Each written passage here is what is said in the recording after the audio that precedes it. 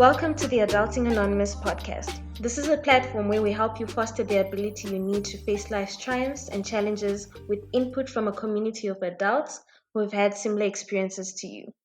I'm your host, Kudzai Mavitera, chartered accountant, podcast host, and fellow adult, bringing you a series of candid conversations with normal but extraordinary guests who would like to share their journeys and simply remind you that you're not alone. Like the old saying goes, it is through others that we develop into ourselves.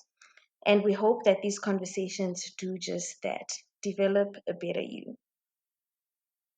On the theme of imposter syndrome and all things self-development, I have a very special guest with me today. She is a CA, she is a network marketer, she is a hustler, she is whatever words for self-development you have in your book, she is it. She calls herself a blogger who still doubts their brilliance, and we'll dive into that in a bit. But first, I just want to say welcome to Nqobi. Thank you for joining Thank you us. so much for having me on. Really exciting to be on my first podcast. Yay! Hopefully not your last. Yeah, hopefully not your last. Before we start, so we have a new thing at Adulting Anonymous where our guest has to bless us with a quote and then we just, roll with it. So what do you have for us today?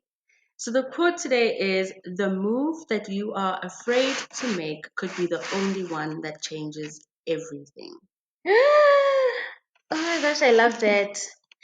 I And love that is an that. anonymous quote.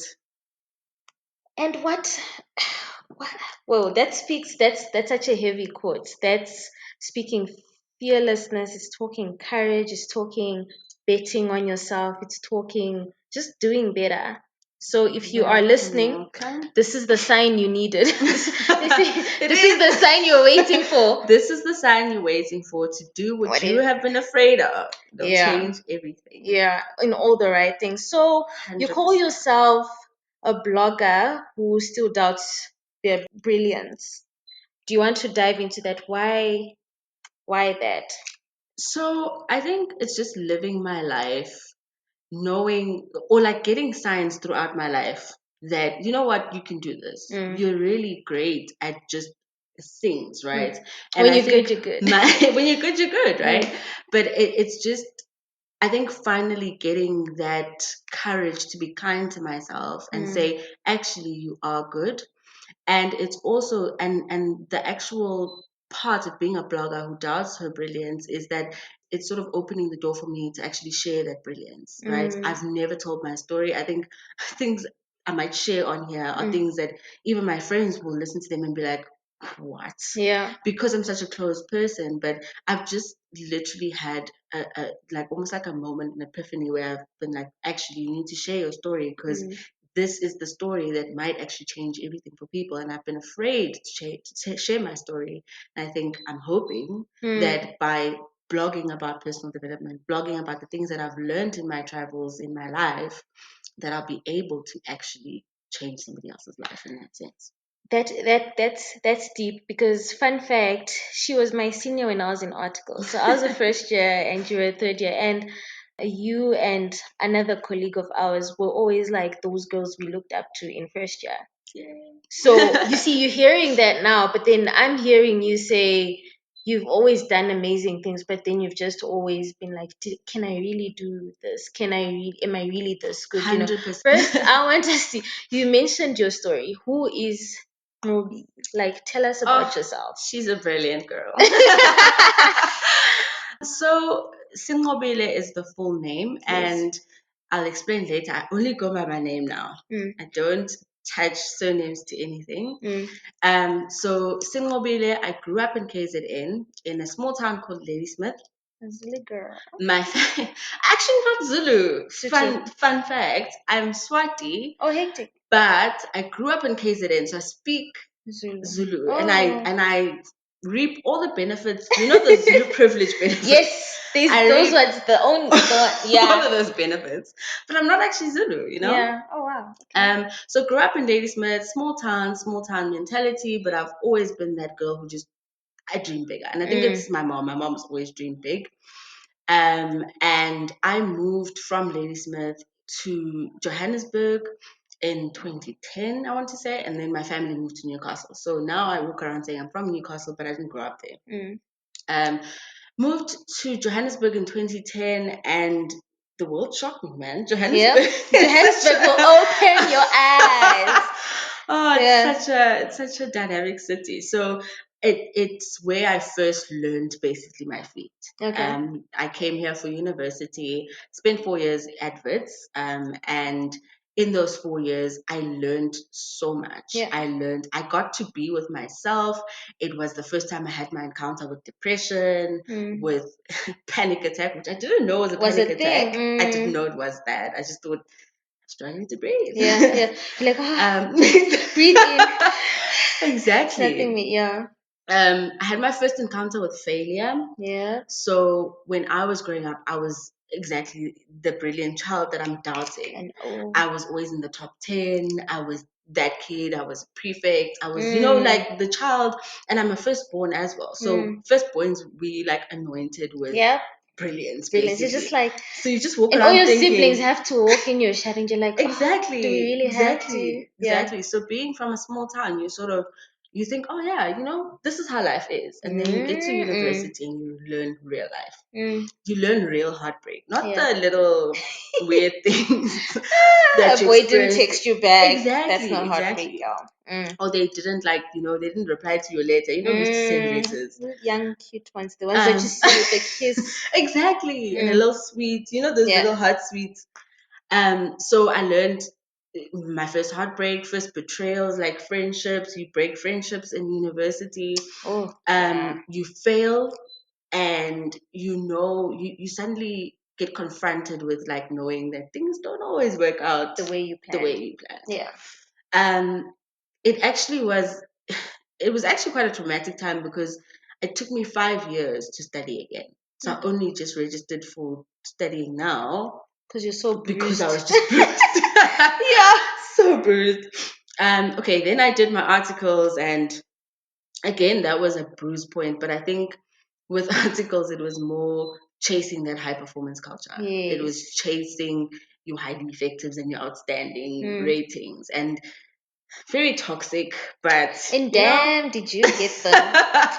Chase them. I mean, when were you not an HE? Since getting out of it, now I know like it's not the only thing that matters, right? Then qualified, and after qualifying, I think that's when I realized that there's more to life. There definitely is, yeah. There's so much more to life. I literally had like a confusion point. Then moved to Scotland in the cold to basically find myself, which I spent 2 years honing my personal development and actually diving deeper into who are you. It was the first time I spent time with myself. Yeah. And I was like, oh, okay. This is real. This is where I am. Oh shit. Nice to meet you. Excuse Hi. I come back. Literally. And then I think those 2 years, 2017 and 2018, were very pivotal to the woman I am today. That is hectic. You know why I say that? You think qualifying as a CA is your ultimate 100%. Ultimate, summit. 100%. Like when you're, if you've ever hiked Lion's Head, I hate that hike. When you get to the top and you're like, yeah, I've made it. Then you realize, oh, no. But now I must go back down again. Yeah. And, now I must actually go see. So I'm thinking qualifying as a CA would be you saying, no, I've made it. Finish line, I'm done. But then you are saying that is when your journey started. Yeah. So that's when you started like learning who you were, what you needed to 100%. Do, and how does that work? So so are you saying becoming a CA was just a drop in a... I think, and I'm glad you used this example of a summit, because how I felt when I looked back sitting like at the top of the summit, I feel like when I set my goal to become a CA, for me, it felt like everything. I grew up, my mother didn't work, and like it was just so growing up, I always felt like I needed to make lots of money. Yes. And I remember, and before I even say this memory, when we grow up as Black people, we don't have access to all the information. And I don't care who says yes, you can Google. I'm a 90s kid. Mm-mm. There was no Google at the time. Exactly. There were, I mean, you could There Google was, stuff, but there wasn't. there wasn't a mindset of Googling. Yeah. Right. And like my biggest anchor is mindset because of how I grew up and realized that had I had a different mindset, I would have known these things. So for me, it was a CA is the most highly paid person. I mean, after a doctor, which I wanted to be a doctor growing up. The only reason why I didn't is because I was told I had to spend 7 years in school and I couldn't afford that. Like, I was just like, I knew it was 7 years each, but I think for me, it was after 4 years, I could start earning. Agreed. And that's where the problem started because you thought it was earning. It was, it My wasn't. first salary came, it was 11,000 Rand. Yours was 11. Hey. They deducted medical aid from mine twice, so mine was 8. No. Okay, I was late with my medical aid actually. I think that was saving grace. But it was like you think you're gonna earn the 30s and it's 11 grand and you live in Johannesburg, so now there's rent and all these things. Yeah, and then you're always in debt. Exactly. So I remember in my second year of articles, one of the managers, who's now a partner at the firm, one of the managers, we're sitting down and we're talking about our journeys, talking about why you became a CA. And he's like, oh yeah, I became a CA because my father was a CA. And like, very white things to say, Yeah. keep it moving. Then I said, oh, I became a CA because I was told I would earn 750,000 Rand a year coming out of university. And he laughed. I still hear that laugh. He laughed and he was like, why would you think that? Where did you hear that? I was like, I didn't know where to start telling him.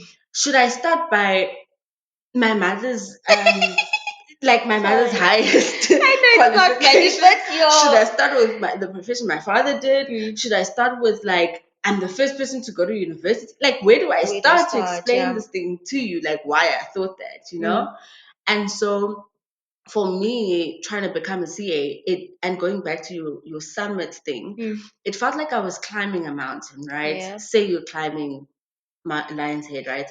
But you are looking at your feet.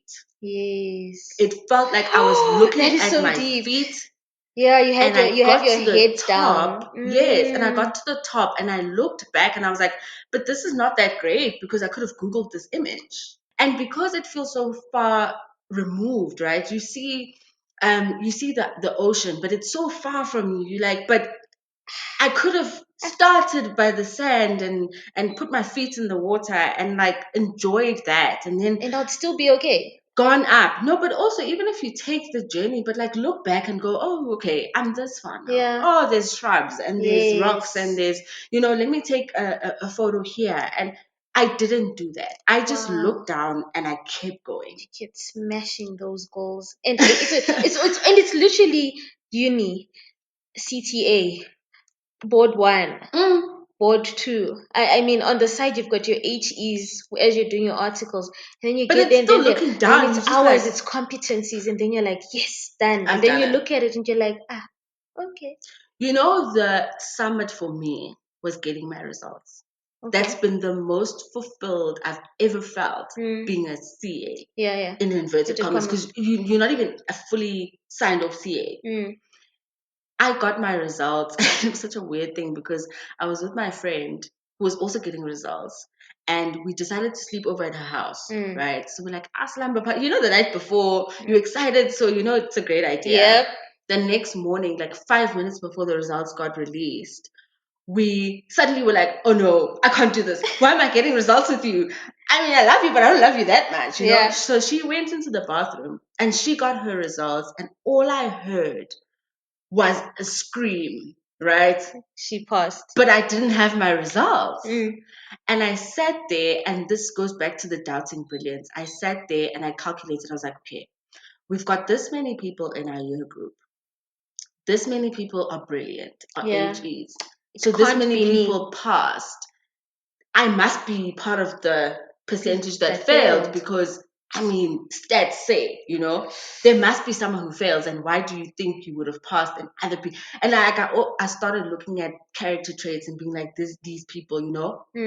But when I got that message, which was 2 minutes later, the longest 2 minutes in my years of living. Yep. And because they say at 4 o'clock, yeah. No. For us, it was the Sky year. Remember? Oh my So we got it gosh. like 10 o'clock in the morning. Little special kids. Yeah, so now we had to like live the whole day. So people who didn't make it had to live the whole day. And that was the most exciting moment of my journey. It was the summit. I looked back and I was like, okay, this is very exciting. I'm at the top. I'm like, yay, I made it. But as soon as I turned back, I was like, man, wait. I just missed 7 years of my life. Yeah. And it feels wasted. And I missed it completely. And the one thing about focusing on the result and not actually embracing the journey is when you get there, the feeling of accomplishment. Like you say, you feel like, yes, I passed, but then you just feel so empty. It was the emptiest I've ever felt. And like, oh man, I've had empty moments. But that for me, I think I was more empty because I thought there'd be sparks flying. I thought I'd wake up the next morning and feel different. People would start no looking at one you cared sometimes I'd be like, yo, do you know who you're talking to? Oh, I just qualified as a CA and you're going to talk to me like that? No, sir. No one cares. Nobody cared. Yeah. So by the time I got signed off, I'd realized that it wasn't it. Yeah. I already knew. When you say it wasn't it, is it the CA path, or it was just that alone was not enough? Well, remember, I didn't even see the path. So for me, it was just like, I thought there would be lots more sparks flying. I thought I could do more. So for me, I'd always looked at like, sort of giving my mom all these lamp sums and like buying my mom a new house and like buying my cousins, stuff and businesses and like taking people to school. The black dream, basically. Yeah. You want to change the world essentially, and you wanted to start at home.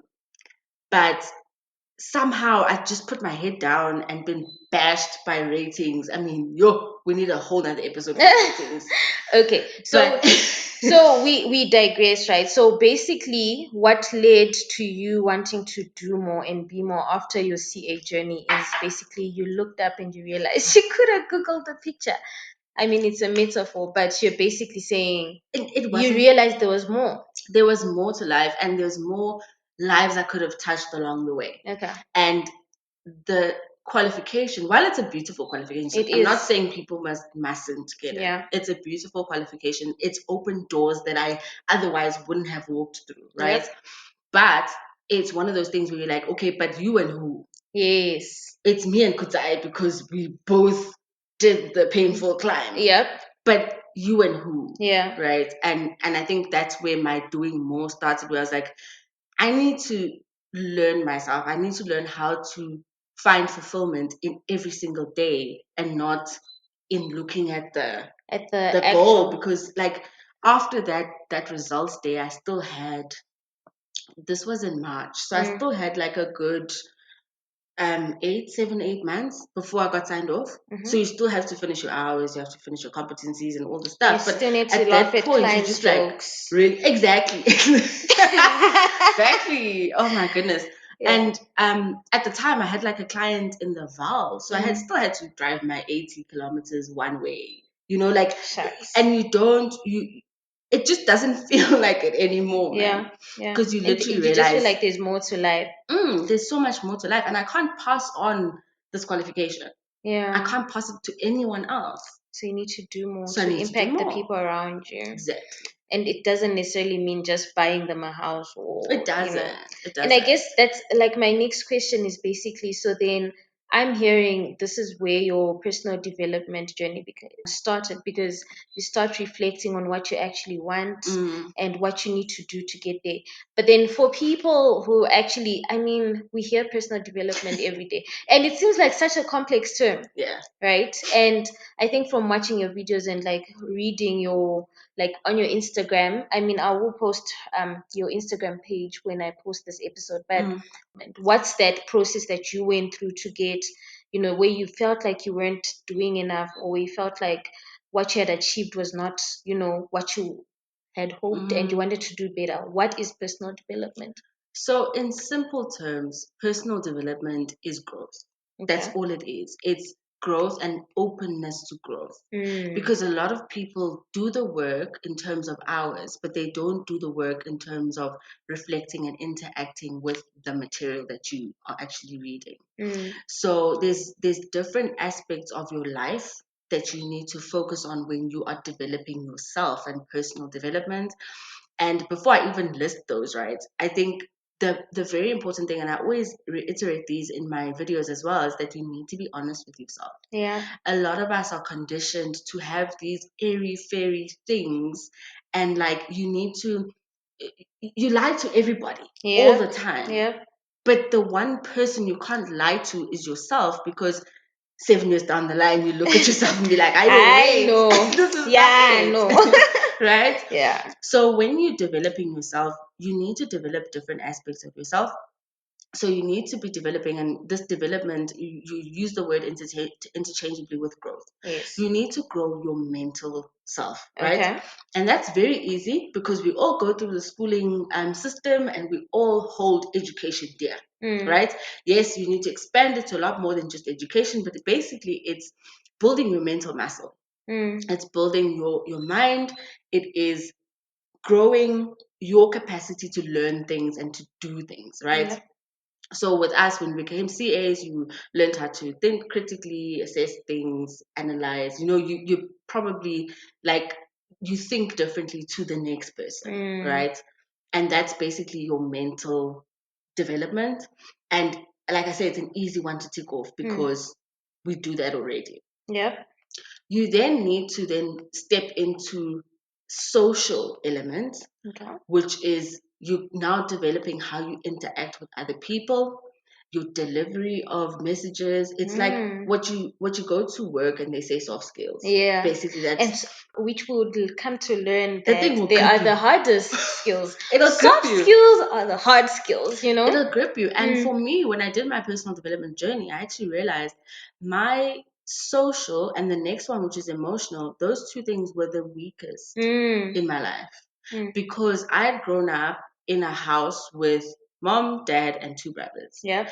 And so the four of us, that was the only people I interacted with. Mm-hmm. When my father passed away, it got down To to, three. Yeah. three. And then a couple of years later, another brother of mine joined us, but like it was literally near my family. So my delivery of messages was based on that. Like it was Yeah. people who knew me. Yeah. But when I left the country, I went to Scotland, Mm. in Aberdeen, which is like on the cusp of English and Doric and Gaelic, which is languages they speak in Scotland. So I had to learn how to articulate myself. I had to learn how to be in an environment with strangers, Yep. right? And people actually like always get shocked when I say this, but I had to psych myself up to meet new people. Yeah. Or even have conversations with them. It's very hard to like, Exactly. oh, To so now I say, have to hype myself up. Yeah, you can do this, you can do this. exactly, Yeah. exactly. And I get people anxiety as well. So Mm. I'll like go to an event, but like 3, 4 hours later, I'm gone Yeah. because I can't. It actually buzzes in my ear. So you need to also then develop that part of you where you interact with other people, you empathize, you sympathize, all the, Yep. like you need to basically be a normal human being around others. Mm. Then you get to the emotional part, which is probably where we all get dragged, especially as Black people, because you're not allowed to be emotional. Why are you emotional? Emotional intelligence is a zero. Exactly. If you're emotional, then you're either rude, you're moody, Angry Black woman. you're angry, you Mm. are hard to, How I to mean, work with the works, the yeah, phrases, yeah, So I think for me, the emotional part, I had to actually come to terms with I am an emotional person. So I think for me, the emotional part was actually quite a big one, that and social, where I had to develop knowing that I can be vulnerable, knowing mm, that I can be emotional, I can cry, I can do all these things without, because we grow up being told, you can only cry when you have a reason. yep. But sometimes I'm just sad, man. Like, I'm just Sometimes I'm just sad. feeling under the weather. Yeah, and I Mm. haven't figured out, because What? sometimes you just haven't figured it out because your brain's blocking it, right? Mm, You haven't figured out why you're crying, but exactly. you're allowed to cry. And then Mm, there's homos, there's just so many things, right? yep. Okay, so you need to then go and like be kind to yourself and develop that emotional emotional side. And then you've got your physical self, right? That you need to grow. Gym bunnies, exactly, worldwide. Shout out. And that's like, it's such a simple one, workout. Literally just work out, keep moving, even if you're just walking, just, stay active. And there is scientific and like physical chemical things that happen to your body when you work out that really need you to just get up off the couch and work, man. That's just it. And then my last one, and this is my favorite one, is your spirituality. Yeah. So a higher power. Yes, you need to develop that link to a higher power. And I always say, like, whether you are religious or not, you need to develop your spirituality. And the difference is that when you're religious, you subscribe to like almost like a religious doctrine, and like you follow these rules, right? Whereas spirituality is just knowing that there's something bigger than yourself. There's something bigger than yourself. And even if that something bigger than yourself is the universe, even if you just believe in the universe being bigger than yourself, I've met people believe in their parents like that. Like, it's fine as long as you have that spiritual belief, and also just knowing that there's energies in the world. So growing that link to your energies and how you relate to even people, you need to be in tune with that, and you need to be in tune with whatever speaks to you. That's nature, people, whatever it is. Yeah, so that just to bring it home, so people actually participate in personal development whether they know it or they don't, because on a day, I mean, I don't know about some of y'all, but I go to the gym. I'm joking. So if you are like, so for the physical aspect, I mean, if you're going to gym, there you go, you're growing. You've got mental, you've got the spiritual, you've got the emotional, and the last one is the social. So that's like how you interact with people. You interact with people. So when y'all go out and, when you just call up a friend to have a conversation, when you have difficult conversations. And for me, I think that brings everything into perspective, because I'm just like, personal development. Do I have to read a book? Do I have to do I have to start doing something legendary for me to, to actually be saved? So what would you say you mentioned the ones that were your weakest, which is emotional and your social. And social, yeah. What would you say you did in the year after you qualified that contributed to, you obviously did a bit of everything, but which facet would you say was the most important one in your growth? I think definitely the social one, because I think I was always an opinionated person, man. And I delivered my opinions like a meteor. I honestly just used to be like, yep, this is what I think. It is what it is. And I didn't really care how people receive it. Or not that I didn't care, I just wasn't trained in it. Yeah. And so you'll hear, and it sounds very crazy to people before they actually interact with personal development, but I do a lot of tracing back to where things come from. Yeah. So when I was growing up, my mother didn't allow us to like go play in the street. I mean, also our neighborhood didn't have playing in the street, but you lived in the burbs. We didn't play in the street. When we went to my grandmother's house, we didn't like go play in the street with strangers, like you could hang out with your cousins until they were like, yeah, no, hanging out indoors is not the one.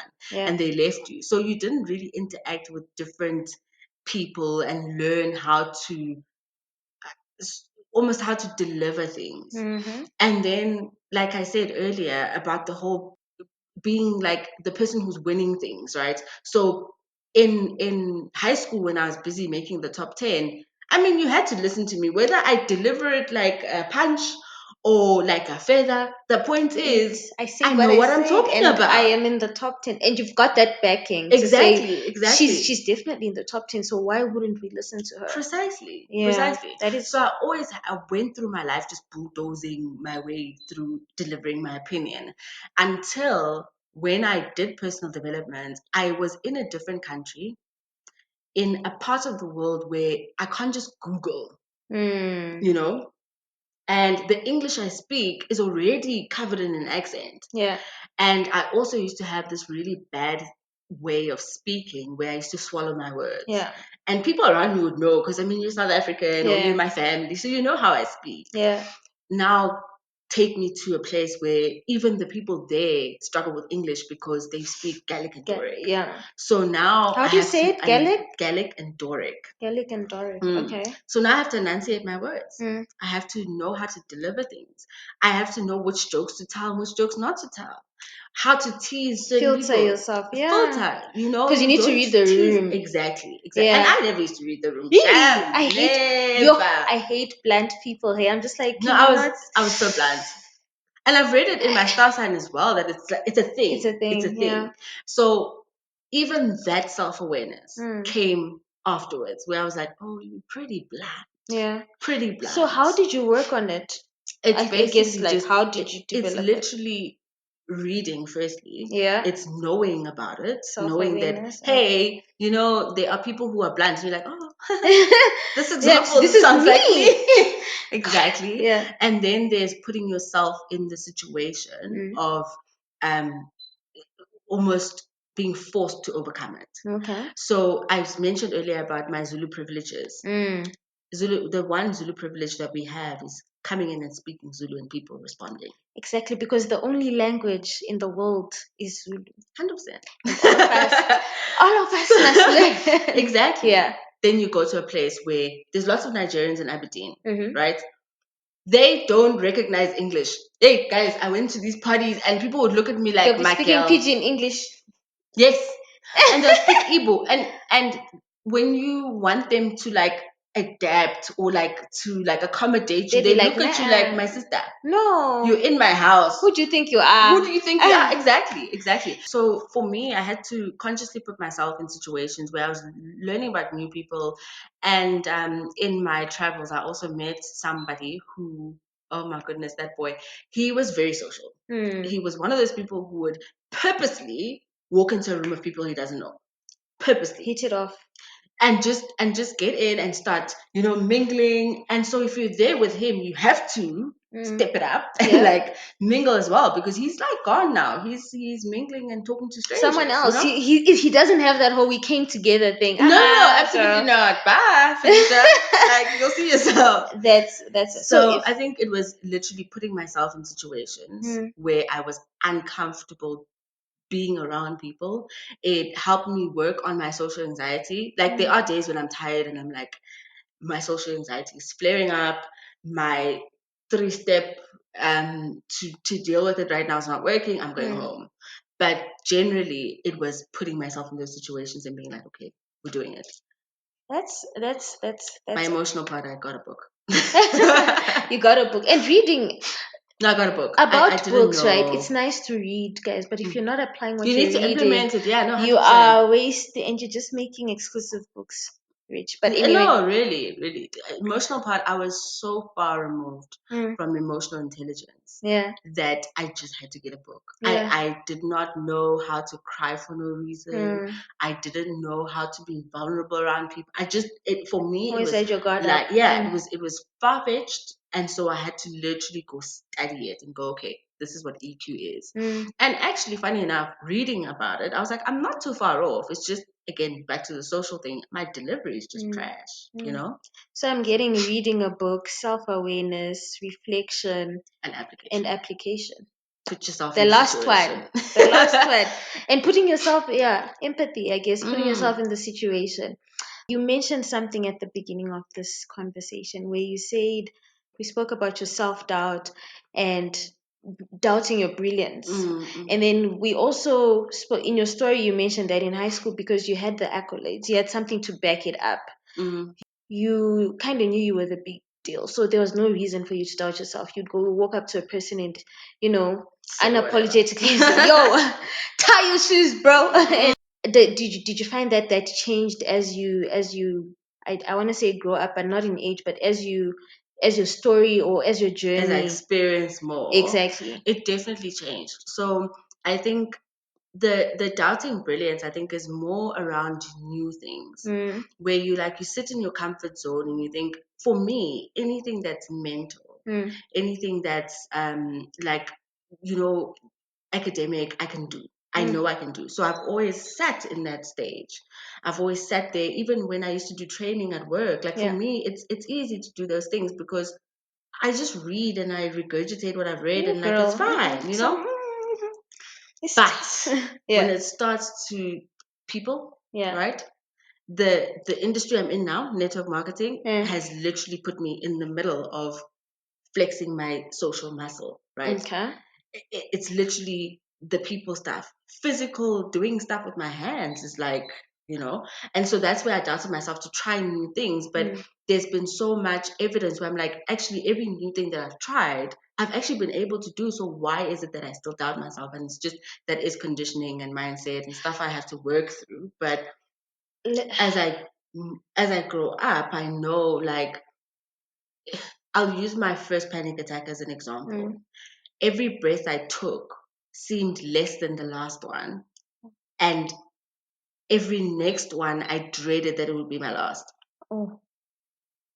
But I made it through that. Yeah. And I've had multiple panic attacks since then. Like, I've had one in the middle of a meeting. I had to mute myself and text, like, having connection issues, right? Literally, I've had multiple after that. And with experience, I've realized, like, you are going to breathe again. You are going to take another breath. Yes, momentarily you are having a, a moment of just sipping air through a straw, but you are going to breathe again. And I think that's what's happened now. Okay. I've been like, okay, I'm doubting myself less because I know, like, the last time you doubted yourself, it wasn't actually that bad. Yeah. You know, Yeah. for like simplicity, I mean, it's not and then that you know bad. what the outcome then, and you're like, oh, okay, that Exactly, didn't end up so bad. Yeah. exactly. And even if you fall on your face, man, you learn something. You stand up again. You always learn. You'll be Exactly. alright. So you've never doubted yourself in situations where you've been familiar. So let's say in a work situation. You've never felt like, I mean, small town girl comes to Joburg. I mean, yes, your eyes open. Even when you're in school in Wits, did you ever feel like there was a time where you didn't belong, maybe at Wits, 100%. or you didn't belong at whatever firm you're working at, or in the rooms that you found? Because you did say being a CA has, you literally find yourselves in rooms or in places you never thought you could ever be, ever had to pinch yourself and be like, what am I doing here? 100%. I think my coping mechanism has always been, you're lucky. Yeah. It's always been that. It's always been like, you're lucky. And I had to literally sit down and write down my story to be like, you're not lucky. You intentionally did all of this. Yeah. And you put so much effort into making it happen. It wasn't luck. So even in university, I had like a half bursary, but I knew that my mother couldn't afford my university fees. But I still was like, I'm gonna go. We'll see when I get there, right? And literally, again, luck in inverted commas. The first day I went to go register, it was the wrong day to register, and I met these two maths lecturers. They looked at my marks and they said, "You've got brilliant marks. Go find this lady in the accounting school and ask her for a bursary." Wow. And I got a bursary, right? And that's literally been my life. I've just literally been like, okay, you work hard, you do your part, and then somehow things just work out. And I've always felt like I don't belong because things work out so, like, it's a seems, coincidence. yes, it in seems like inverted commas. haphazard and like chance, it was always felt like that. And so things like working at a Big Four audit firm, you think, yeah, but it's just me, I was raised by a single mother who's never worked, never seen a university, didn't have a professional qualification. So it's not like she qualifies me to be in these rooms, right? The countries I've traveled, I've landed in an airport and be like, oh my goodness, why am I here? I used to see this on TV, type of thing. Exactly. And actually now being back, you look at like the TV shows and you're like, oh, okay, Been I've there, seen that done shit. that, got the T-shirt. Do you know they have a name for that? What? The feeling lucky thing. And like feeling you don't belong. Don't say imposter syndrome. I hear that thing so much and I'm just like, stop. It is imposter syndrome, though. It is really imposter is. syndrome. It really is. And I think that actually held me back so much because I've always, it's almost like you feel scared to speak things into existence because you feel like, yeah, but everything else has been luck. Yes. So why should I plan for the next one? Let me just be lucky. But the funny thing is that when you work from a point of belief and you work from a point of expectancy. And so you end up getting what you want. Yeah. Or no, you get what you are working towards. Okay. And you get what you are speaking out into the world. Because the more you speak about it, the more your actions follow suit. Exactly. So some people think you just have to type live and live and no, ma'am. That is not good enough. Type live and live and go back to work, because when you're what you constantly think, speak, your actions also follow, the same direction. No, 100%. So that's why it always seems like it's slack, but then you don't realize just how much you're equipping yourself by constantly saying the things that you want, because then your brain, your emotions, what time you get out of bed is dependent on what you've been speaking. Exactly. Exactly. And I actually want to take this to the negative so that your listeners actually see that it works. Because I think people always hear this rah, you can speak things into existence thing, and they think, oh yeah, but people always say that. So like things people talk about, I think it's even in the Bible that like you must actually ask for things and you'll get it, right? Now, a lot of us ask for things that we don't want. Yeah. We say, I'm lazy. I'm tired. I'm depressed when you're not depressed. Yeah. I'm not saying that depression isn't real. Yeah. But don't call it depression after you've had 10 minutes of a bad call at work. Yeah. It's not, because depression is real. Yeah. You say things like, I'm lazy. You say all these things, and what does the universe, God, whoever you believe in, give you? Exactly that. Exhaustion. Yeah. A tired day. You're lazy. And like you said, your actions also mirror that. You say, I'm lazy, so you don't do anything. Yeah. You don't wake up and do your dishes or get up and do your laundry because you're like, I have an excuse, I'm lazy. And it amplifies. And you end up living a life of laziness. You're like, oh, I'm such a couch potato. Grows. Exactly. So that the phrase that you put after I am is exactly what you're going to get from the universe. Yeah. And if you look at your life and you think, no, but my life is so negative, I've lost so much, and just think about what have you been putting after I am. And that's not to say your life isn't coordinated by a higher power, and there aren't things that are ordained in your life. Yeah. But there's also certain things that are within your control. Are just you just putting it out there saying, you know what?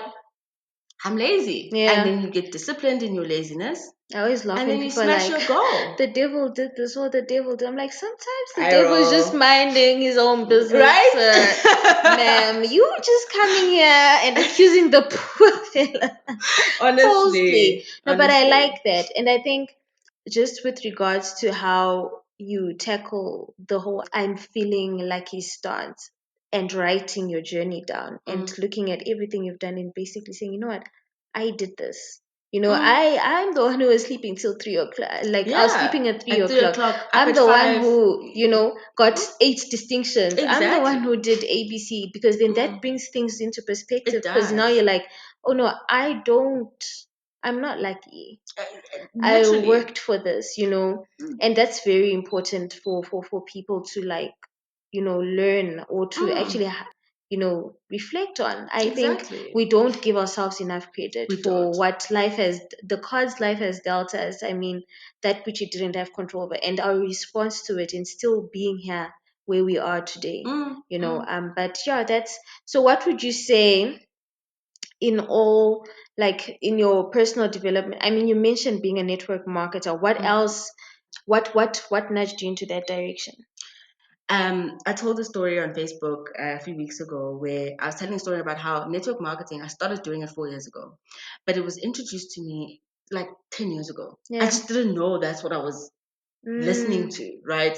One of my cousins was playing like a video, and I think it was an opportunity video in the background. And I didn't know what it was. And also he didn't be like, hey, this is what, I just didn't know. I was in university and I was visiting him.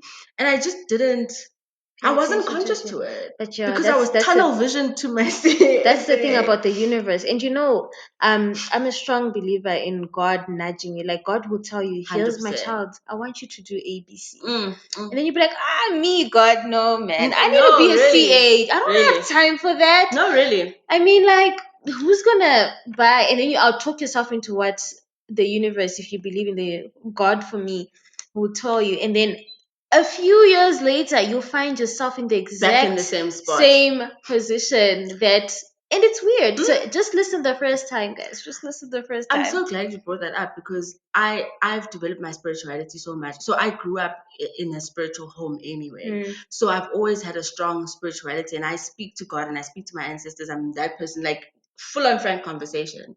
And I literally, there was a day when I met somebody, and God was like, "No, not that one."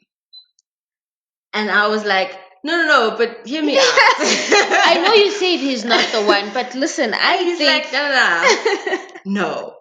And I was like, okay, I get it, it's fine, but give me grace. Just like give me a year. And God was like, it's fine, I oblige. Yeah. It's okay. Yeah.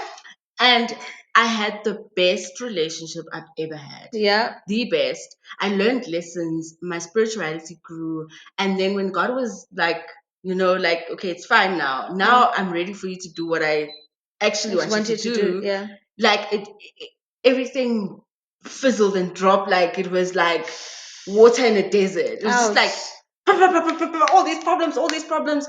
Guys, your time's up. Sorry. Boom.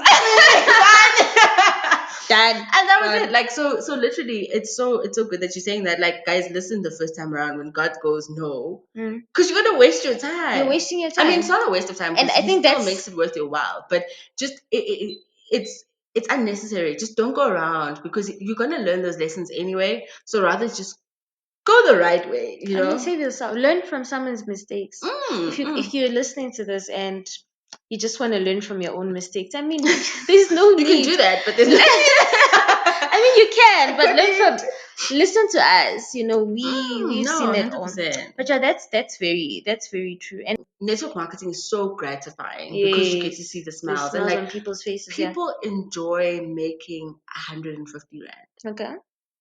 And you look at it and you go, but then you see, I could have given it to you, but then it's just the empowerment and the fact that they feel like I made it. Yes, it's not a handout. Yes, it's not charity. Exactly. I did that, and the excitement. And imagine after people, and after feeling that empowered, what doors you're opening to the person's possibilities. Because the thing Exactly. about people who, especially like people who are happy for 150 rand, is because they've been, life has probably, stepped on them so hard that they don't believe that the world is for people like them. They just believe they are accompanying people like us in the world, and you get to a point where you make 150 rand and you're like, you know what?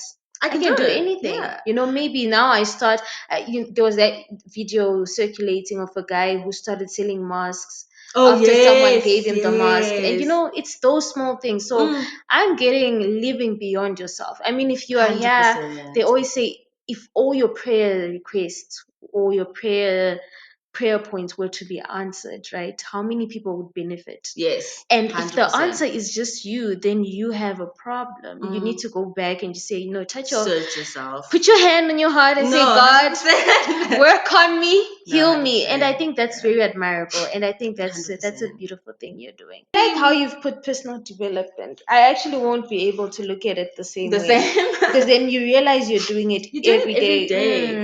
You just need to take what you learn and apply it elsewhere. So we learn the soft skills stuff, right? You learn the difficult conversations. So now when you're dealing with a team member in network marketing who every week is not reaching their goals, you know how to give that difficult conversation of, I am a chartered accountant. The time I give you is precious. And I'm not trying to flex or anything, but it's precious time. It's precious seriously. knowledge. Take yourself seriously. Yeah. Take yourself seriously. And for me, it's always take yourself seriously because you run an organization. Our company operates in over 170 countries. You run a global business. Act like it. So it's those kinds of things where you stop this imposter syndrome of being like, yeah. No, I am a chartered accountant. Yeah. I've never been able to say that out loud. Own it. I mean, it took me 4 years to register as a CA. Oh my gosh. But it's that kind of audacity. Yes. You learn that audacity at work because the high performance culture that we sit in needs you to have audacity. Otherwise, you're going to have Bob there coming in and taking your spot. Because Bob there Bob getting an was told HE because because he's a certain color, he can do exactly. anything. I mean, Bob has the audacity from birth. Yeah, You had to yeah, learn audacity. yeah. But now the same audacity now you have, you're able to go and like change other people's lives and Mm, empower people. A lot of our people are they have imposter syndrome. A lot of them don't realize that they've actually got gifts and you need to mm, hone those gifts and harness those gifts.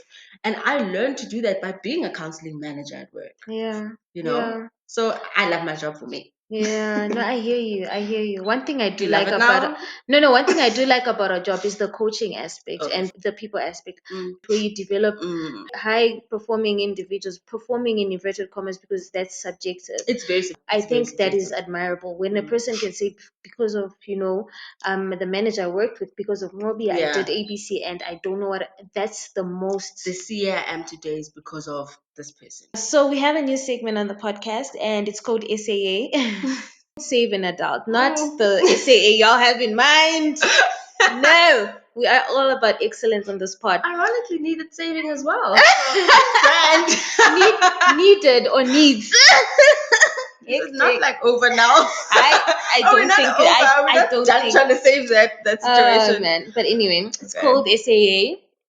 And basically, we read about an adult that we probably, so in the news, on YouTube, basically in pop culture, I guess, we read about an adult who's done something and we've spoken about it. You've probably heard about it. And we decide if we're going to save this adult. So we're saving an Sure. adult. Are we So endorsing this adult when we save them? Because it's I different, mean, right? saving is just saying we can be graceful. Okay. Okay. That because we understand that we also do wrong things, we may need to look. So I'm just trying to teach us to be more empathetic Okay. and Fine. to Fine. be kind of Extend the people. same grace that we have. Yeah, yeah, because I Yeah. mean you've probably done something like this before. I mean if you're a man's, this one's for you because today's one. And if you're a woman who's worn clown suits, this one's also for you. So I'm gonna read like an article, but if you guys already know this story. So it's about Derek Jackson. Now Oh I'm boy, just oh boy. if you don't know, it's the guy who had a video Mm, with his wifey and she was holding his hand, mm, clinging onto his hand because the brother man oh, cheated. Guys. But anyway, let me oh, just read. So it's basically relationship guru Derek Jackson exposed for serial cheating on wife. And he says this love doctor got a taste of his own medicine. A relationship guru with 1.3 million Instagram followers has confessed to having multiple affairs after fans uncovered his indiscretions. Derek Jackson, who preaches healing and healthy relationships, took to Instagram on Monday to confess in a video in which his wife Danae Jackson also appeared. The truth is, Derek Jackson was involved. He was speaking. Sorry, guys. Side note: he was speaking about himself in third person in the video. So this is a quote from from mm, the video. The truth is, Darren Jackson was involved with other women outside the marriage. He said to the camera, speaking about himself in third person. All of it falls under the category of cheating, affairs, and stepping out. The video, dubbed cringeworthy by fans, has amassed 2.6 million views in one day on Instagram, another 600,000 on YouTube, and 500,000 on Facebook. All right, so I'm going to stop there. And I guess the question we have today is, are we saving, firstly, Derek? And secondly, are we saving Miss Thing Denaya? I think that's how you say her name. So the reason why we're questioning why we're saving her is because firstly, this sis, right, was holding her poor husband's hands like she was mm. gripping. Like, so imagine someone cheated on you and then Oh, you record a video. he records a video. You just there as a prop. I mean, did she? I think she had something to do with it. But anyway, let's say he recorded the video holding her hand. Goodness. I just. And she was holding, and she basically was nodding, and she was wearing a bonnet, satin bonnet. Shout out to the naturals. I'm joking, but she was holding his hand in support of whatever he was saying. Basically, saying that they're working on their marriage, despite the infidelity, and yeah. So, what do you think? I think so much. No, Shem, let me be graceful. Okay, firstly, before you answer this, so we're either saving or we're not saving. No, can I save or not save at the end? Because I think what I say, right? Because I haven't articulated how I feel about the situation. Okay, but before you articulate, I need you to understand. If you're a guy, you've probably cheated before. And you cheated on a girl you don't want to lose. If you're a girl, you've probably forgiven a cheater. And you had your reasons. Now articulate yourself. So firstly, I think what's home? Okay, let's tackle the clown suit first. Okay. Right. I think as women, we have gone through moments when you take back a cheater, right? And like you say, for your own reasons. Yeah. I think you don't owe anybody an explanation. And sis, if you want to wear that clown suit, wear it with grace. And right? Shame, you're not just wearing it, hey? You're actually being one as well. So Exactly. Just yeah. It's fine. I think she later then takes out a video that talks about how she can't basically crucify Derek, right? Yeah. She's not there to punish him or not, right? And I think we firstly, sis, own your clown situation. That's what I was about to say. I forgot to mention. They blamed the devil. Yes. And I just said, we out here accusing the devil. You cheated. There was no spiritual attack that came and you went through famine, like job. Please, no. You cheated. There's no devil that. So when they in the video, they're like, oh yeah, there's grace. There's no. Just own it. I think generally when we talk about things that relate to cheating, people love running back to the devil and God and saying no, but I will account to God. But I think just leave God out of it, because God already knew what was going to happen. God knew that the test would come, you'd fail. Like, just leave that part out, right? I think sis must wear her clown suit comfortably. But I also think this is where I'm now attacking us as viewers. I'm attacking us as people who have interacted with people, with ladies who take their men back. When he cheats, it's not your shame to bear. It is not your shame. Yes, I'm telling you, listeners, if he cheats, it's not your shame to bear. It is his shame. And so, yes, you're wearing a clown suit because of the decision you've taken, but not because he cheated. I think we need to get that right. Right? It's not because of him cheating. It's because you are participating in the spectacle on social media. That was for me. It was the spectacle on social media that she's participating in, where I'm like, no, clownish, sit down, And so for her, I think I'm saving her in that sense, that we're attaching too much of his cheating to her. Yeah. And why do we like doing that as women? Yes. Why? Even we own it. The fact that she felt like she needed to be in that clownish video. He should have recorded himself. Exactly. Also, the fact that this man that everyone looks up to in terms of relationships was just telling y'all that you've been following a fraudster because he can't practice what he preaches.